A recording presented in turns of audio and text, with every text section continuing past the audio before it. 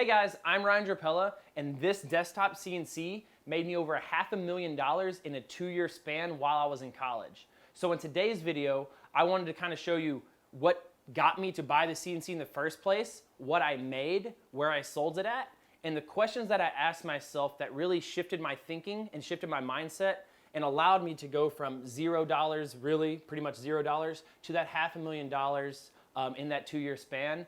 And I really think those questions and that mindset shift are very applicable to you and wherever stage you're at in business. And I really hope this video helps and brings you value. And if it does bring you value, don't forget to like and subscribe. Once again, thanks for watching and stay tuned. So how did I end up with this CNC in the first place, right? And my story is probably really similar to a lot of y'all's, is that I was in high school, I needed some money for a new car, right? I loved woodworking, so I was making the cutting boards and tables and stuff like that in high school. I graduated high school, and I know I needed to pay for college because I wanted to go to college. And so I was making a lot of cutting boards at the time and selling them to friends, family, and fools, and anybody else that would please buy a cutting board from me. And I thought that I could inlay cutting boards, and I was doing it with a scroll saw and a plunge router, and it was really hard. And so I decided to get a CNC. And this CNC right here, this is the original one that made me all the money, all that good stuff. This was $6,000. I bought this whenever I was 19 years old. I actually took a loan from my girlfriend's parents. So shout out Alan and Susan, thank y'all. And so they actually gave me a loan to buy my first CNC because I was dead broke, like most high school woodworkers, right? Not making that much money. And so I got it so I can inlay cutting boards. And I did the math right. If I sold 60 cutting boards at $100, I can pay off the CNC. Well, it did help me inlay cutting boards. And here's actually some photos of those awesome, amazing cutting boards. But it just wasn't doing it, right? Because currently we're actually standing in my parents' horse barn, and this is kind of where my shop was built, right? So I'd go to college, I'd come home on the weekends, work in my parents' horse barn. We concreted some horse stalls, and I'd literally have the CNC in here with a little window unit to keep me air conditioned. I'm doing my thing. And and so it's very similar, right, to I hope some of y'all's stories. You love it, you're doing it, you're trying to make a product, you're trying to sell something that people will enjoy. You love your craft, you love what you do.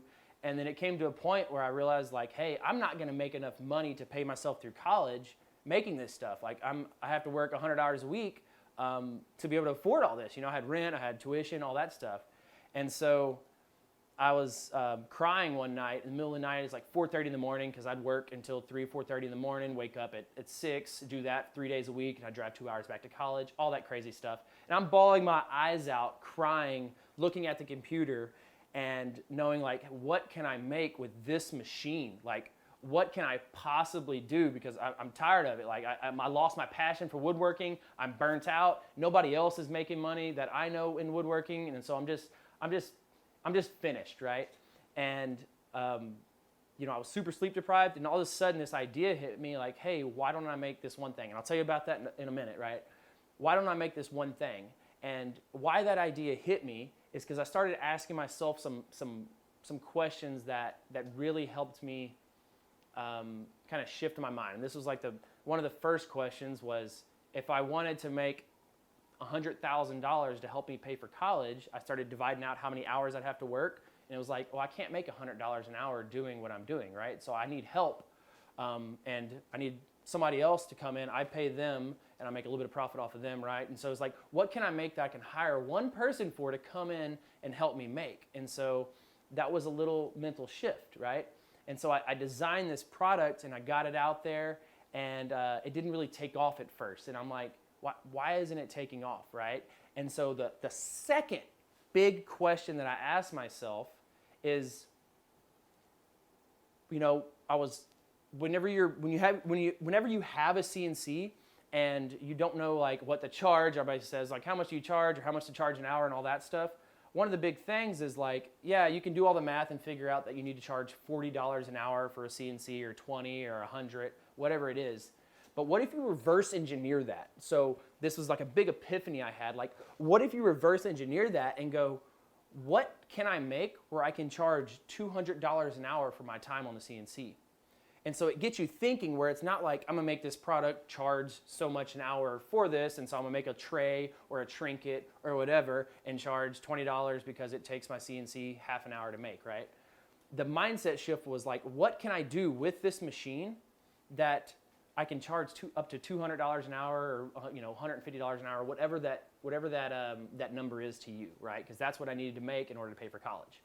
And so I realized, and I did a lot of research in the industry and all that stuff, and I realized that if I were to engrave something with this CNC, like I'd cut out a product and then engrave it and charge for that engraving, bigger companies didn't want to do that. China can't do these engravings because they have to personalize everything. They don't want to ship all this stuff.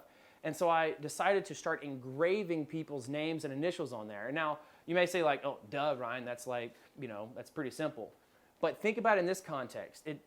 My engraving is small enough where it only takes 3 minutes for my CNC to do. It takes me about 2 minutes to program it, right, on my computer program, and I charge $10 for that. So in 5 minutes time, 3 minutes of CNC time, and 5 minutes of my own time, I'm charging $10 for this thing, okay? And so when you do that math over the course of an hour, it's like $180 an hour is what your CNC is making you by doing that small engraving. And that was it. And I was like, oh my gosh, like that's how I'm gonna do it. I'm gonna sell somebody their name. And that's the key, that's a huge key point. I'm gonna make somebody feel so special and so important because their name is on my product.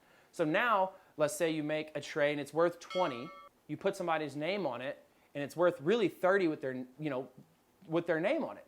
And it only took you a little bit more work to put their name on it. And it makes them feel so special because the number one most important thing to somebody is their name, right? That's the number one most important thing.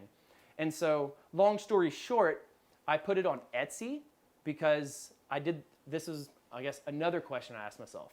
Right? Before I put it on Etsy, I asked myself this question was, hey Ryan, do you think you can sell one of these? Yeah, I can sell one. Do you think you can sell two? Yeah, I can sell two. Do you think you can sell 10? I can sell 10, no problem. Do you think you can sell 100? Yeah, I know 100 friends, family. I got a big family, I know Joe down the street. I can walk down over there and, maybe bargain it up with them or do some bartering. I know a store, a little boutique store I can sell my stuff in. But I did the math and I was like, I got to sell 1,000 of these. I got to sell 10,000 of these. Do I know 10,000 people? How do I sell to 10,000 people? And at the time, this is 2015, and I'm 19, 20 years old at the time, and I go, the only way to do this is get on Etsy or Amazon. I was terrified of Amazon, didn't understand it, didn't think it'd sell good because at the time you couldn't personalize on there. And so I got on Etsy. And within 6 weeks of getting on Etsy, we did $43,000 in sales with these. And these things, what I'm talking about, are these docking stations right here. And so this is what I used to make. Now, I'm not going to show you my exact one because I don't want y'all to steal it. But these docking stations, I was like the original maker of these back in 2015, and now there's 1,000 different designs. Some of you may actually be making them. But I designed these docking stations, and then I was the first one also to customize it with people's names, offer different colors, all of that stuff. And so my first year on Etsy with them, I did $43,000 in sales, or the first 6 weeks, right? So I did them in October. So I did like $43,000 in sales in a 6-week period. The next year, I did $150,000 in sales with them, right? I'm still going to college, still taking classes, did $150,000 in sales. I have a couple helpers now. And then the very next year, I did $450,000 in sales with them. All with this CNC, cutting really slow because I knew nothing about CNC, cutting out 6 at a time, or 8 at a time. It took over an hour to cut out 8, which was not efficient, not good like that.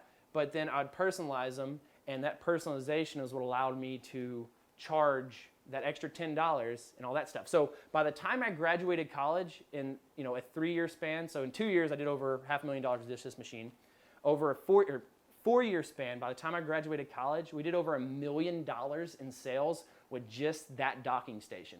And so this CNC right here has engraved over 50,000 of those docking stations and engraved over 50,000 different names onto them. And it's absolutely bonkers to think that, but that's kind of how it happened and how it built my shop and all the other videos that you're going to see that I make about my cool shop and all my bigger CNCs in this. I got a $300,000 CNC now, which is absolutely crazy.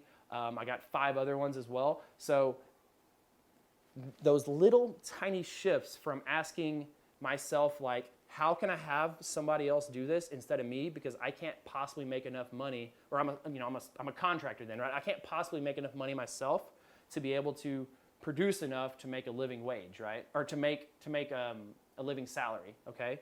The other question was, what can I charge the maximum amount I can possibly think of for my CNC per hour? So that reverse engineering of, like, how do I make something that I can charge $200 an hour for, right?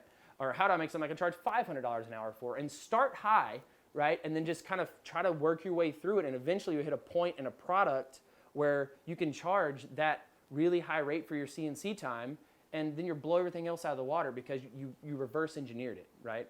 And the third thing is, how do I make somebody feel really, really important and not allowing foreign competition or other giant companies to come in and mess with my competition? So, like, what's my competitive advantage? And a lot of times that's adding somebody's name, because this CNC is just as fast as my $300,000 CNC at engraving. Think about that, right? This CNC is only $6,000. My other one costs, 50 times that much, if I'm not mistaken? I think it's 50 times that much. And it can engrave at the same exact speed.